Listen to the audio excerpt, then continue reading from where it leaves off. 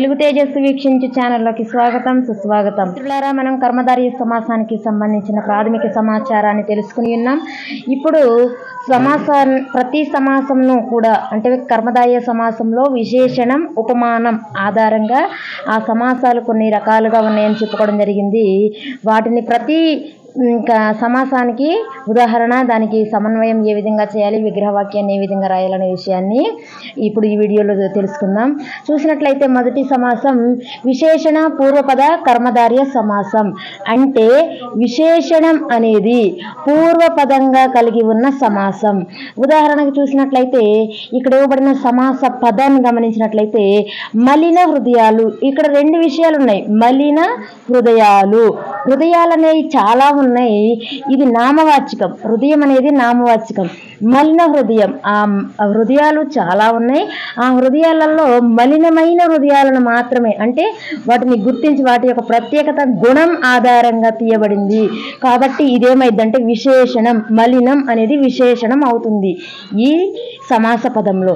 కాబట్టి ఇది విశేషణ పూర్వపదం అవుతుంది. దీనికి విగ్రహవాక్యం ఎలా రాయాలంటే మలినమైన హృదయం. ఇదిగో ఇక్కడ గమనించండి, మలినమైన హృదయం.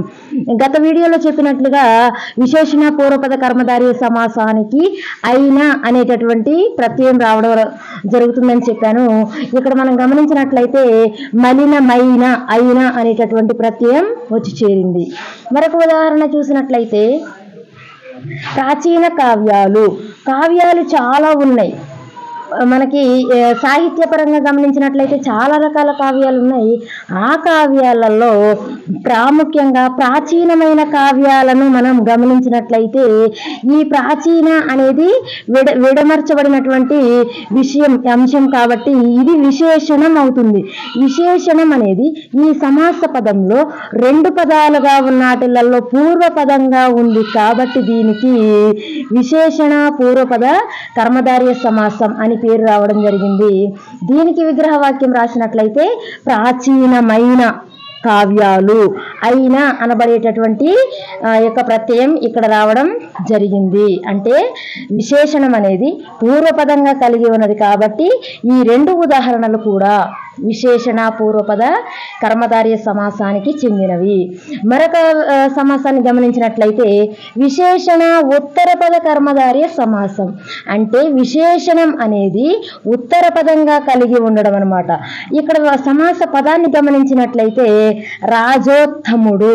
రాజులు చాలా మంది ఉన్నారు. వాళ్ళల్లో ఉత్తమమైన రాజులు. ఉత్తముడు అనేది ఉత్తర పదంగా ఉంది. ఇక్కడ సమాస పదంలో ఉత్తముడు అనేటటువంటి ఆ యొక్క అంశం ఉత్తర పదంగా ఉంది కాబట్టి విశేషణ ఉత్తర పద కర్మధారయ సమాసం. దీనికి విగ్రహవాక్యం రాసినట్లయితే ఉత్తముడైన రాజు. ఇక్కడ కూడా అయినా అనబడేటటువంటి ప్రత్యయం వచ్చి చేరడం జరిగింది. మరొక ఉదాహరణ ఈ విశేషణ ఉత్తర పదకి చూసినట్లయితే వానర శ్రేష్ఠుడు.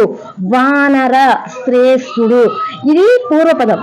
శ్రేష్ఠుడు అనబడేది ఉత్తర పదం. అంటే వానరులు, కోతులు చాలా ఉన్నాయి. వానర శ్రేష్ఠుడు, వాటిలో శ్రేష్టమైన వాటిని మాత్రమే మనం ఇక్కడ గమనించినట్లయితే ఇది ఉత్తర పదంగా ఉంది. శ్రేష్ఠుడు అనబడేది ఉత్తర పదంగా ఉంది. అంటే ఈ యొక్క శ్రేష్ఠుడు అనేది ఉత్తర పదంగా ఉంది కాబట్టి ఇది విశేషణ ఉత్తర పద కర్మధారయ సమాసం కిందకి వస్తుంది. దీనికి విగ్రహవాక్యం రాసినట్లయితే శ్రేష్ఠుడైన వానరుడు. ఇక్కడ కూడా ప్రత్యయం శ్రేష్ఠుడు అయిన అనేది రావడం జరిగింది. మరొక ఉదాహరణ గమనించినట్లయితే విశేషణ ఉభయపద కర్మధారయ సమాసం. ఉభయపద అంటే ఉత్తర పదము పూర్వపదము రెండూ కూడా విశేషణాలే అయ్యుంటే దానికే విశేషణ ఉభయపద కర్మధారయ సమాసం అని పేరు.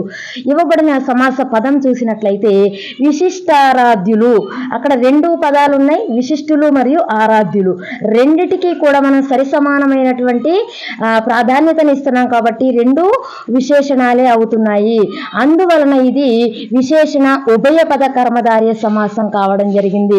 విశిష్టులును ఆరాధ్యులును. ఇక్కడ ను అనబడేటటువంటి ప్రత్యయం కూడా మనం గమనించినట్లయితే గత వీడియోలో చెప్పినట్లుగా ను అనబడేటటువంటి ప్రత్యయం కూడా ఇక్కడ మనకి కనిపిస్తూ ఉంది. మరొక ఉదాహరణ ఈ ఉభయపద విశేషణ ఉభయపదకి గమనించినట్లయితే శీతోష్ణం. శీతలమును ఉష్ణమును రెండు ఉన్నటువంటి అంశం అన్నమాట. శీతలమును ఉష్ణమును ఇవి రెండు కలిగి ఉండేదే శీతోష్ణము. ఇది విశేషణ ఉభయ పదకి సంబంధించి. తర్వాత ఉపమాన పూర్వపద కర్మధారయ సమాసం. ఉపమానం అనేది పూర్వపదంగా ఉన్నట్లయితే దానికే ఉపమాన పూర్వపద కర్మధారయ సమాసం అని పేరు. ఉపమానం అంటే ఏంటి? ఉపమానం అంటే ఏ వస్తువుతో పోలుస్తున్నామో అది ఉపమానం, ఏ వస్తువుని పోలుస్తున్నామో అది ఉపమేయం అవుతుంది. ఉపమానం అంటే ఏ వస్తువుతో పోలుస్తున్నామో అది ఉపమానం, ఏ వస్తువుని పోలిస్తే అది ఉపమేయం అవుతుంది. ఇక్కడ ఉపమానం అనే దానికి మాత్రమే ప్రాధాన్యత ఉంటుంది. ఉపమానం అనేది పూర్వపదంలో ఉంది కాబట్టి దీనికి ఉపమాన పూర్వపద కర్మధారయ సమాసం అని పేరు.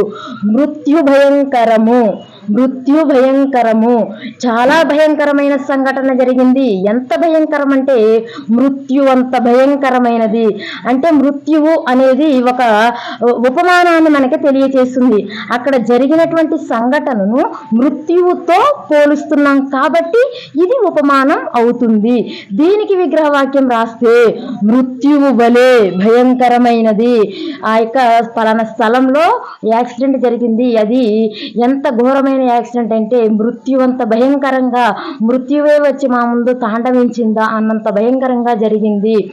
జడివాన మృత్యువు ఆ యొక్క ప్రజలను ముంచివేయడానికే వచ్చిందా అన్నట్లుగా ఉంది. అంటే మృత్యు అంత భయంకరంగా ఉంది. మృత్యువు అనేది ఉపమానంగా ఇక్కడ చెప్పడం జరిగింది. ఈ మృత్యువు అనేది పూర్వపదంగా ఉంది కాబట్టి ఇది ఉపమాన పూర్వపద కర్మధార్యం. ఇంకొక ఉదాహరణ చూసినట్లయితే తేనె మాటలు.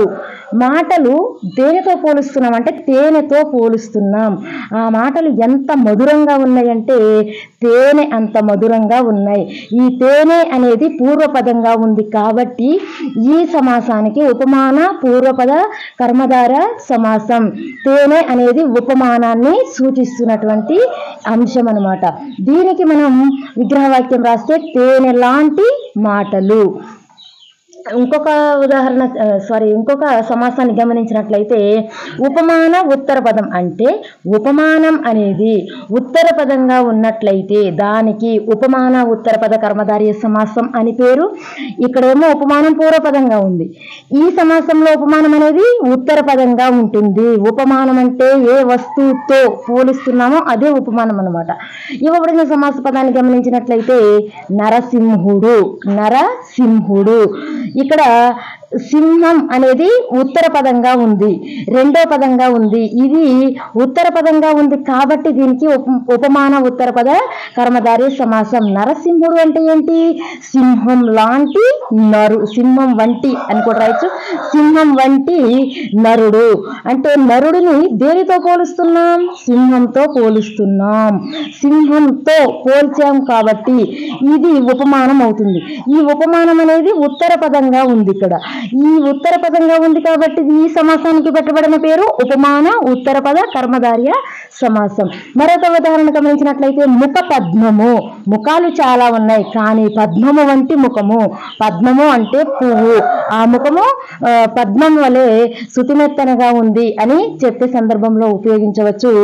ఇక పద్మము అనే దానికి ప్రాధాన్యతనిస్తూ అంటే పద్మముతో ముఖమును పోలుస్తున్నాం. ఇది ఉపమానం అవుతుంది. ఈ ఉపమానం అనేది ఉత్తర పదంగా ఉంది కాబట్టి ఈ సమాసానికి ఉపమాన ఉత్తర పద సమాసం అని పేరు.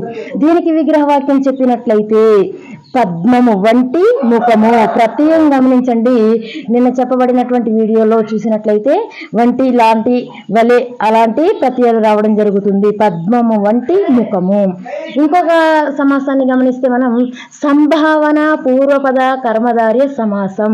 సంభావనము అనేది పూర్వపదంగా కలిగి ఉండేదే సంభావన పూర్వపద కర్మధారయ సమాసం. సంభావనము అంటే ఏంటంటే పేరు అన్నమాట. పేరును తెలియచేసేదే సంభావనం. ఈ పేరు ఎక్కడ ఉండాలట? పూర్వపదంలో ఉండాలి. పేరు అనేది పూర్వపదంగా ఉండాలి.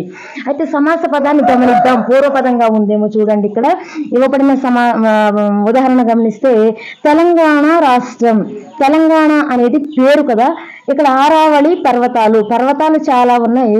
వాటిల్లో ఆరావళి అనే పేరు ఉన్నటువంటి పర్వతాన్ని మనం ఉదాహరణగా తీసుకున్నాం. మొదటి అంటే పూర్వ పదమేమో పేరును సూచిస్తే, ఉత్తర పదమేమో ఇది ఏ జాతి అంటే ఇది ఏ అంశానికి సంబంధించిన విషయమో ఇది తెలియజేస్తూ ఉంది. అంటే తెలంగాణ అనేది రాష్ట్రాలకు సంబంధించిన విషయం, ఆరావళి అనేది పర్వతాలకు చెందినటువంటి అంశం. ఇంకా గోల్కొండ పట్టణము అని ఉందనుకోండి, అది పట్టణాలకు సంబంధించినటువంటి అంశం అనమాట. అంటే పూర్వపదం పేరును కలిగి ఉంటుంది, ఉత్తర పదమేమో అది ఏ అంశాన్ని ఏ జాతికి చెందినదో తెలియచేస్తూ ఉంటుంది అనమాట. వీటికి విగ్రహవాక్యం గమనించండి మిత్రులారా. తెలంగాణ అనే పేరు గల రాష్ట్రం, ఆరావళి అనే పేరు గల పర్వతాలు. ఈ విధంగా అనే పేరు గల అంటే పేరు అనేది వచ్చినట్లయితే మనం త్వరగా ఐడెంటిఫై చేయడానికి సంభావన పూర్వపద కర్మధారయ సమాసంగా మనం దీనిని గుర్తించవచ్చు. సంభావన పూర్వపద తర్వాత గమనించినట్లయితే అవధారణ పూర్వపద కర్మధారయ సమాసం. ఈ సమాసం మనకే రూపక సమాసం అనే పేరు కూడా ఉన్నది.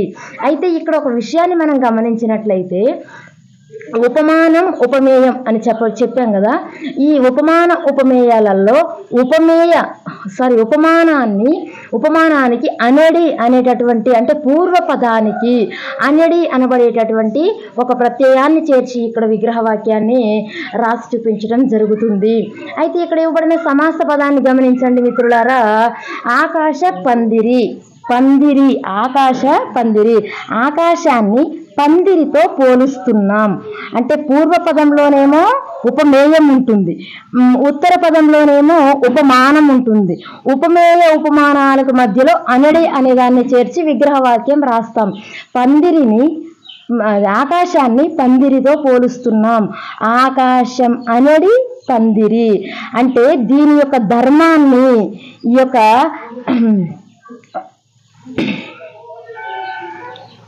ఉపమానం యొక్క ధర్మాన్ని ఉపమేయానికి ఆపాదించి చెప్పడమే రూపక సమాసంలో ఉన్నటువంటి ప్రత్యేకత. ఉపమానం యొక్క ధర్మాన్ని ఉపమేయానికి ఆపాదించి చెప్పడమే రూపక సమాసంలో ఉన్నటువంటి ప్రత్యేకత అన్నమాట.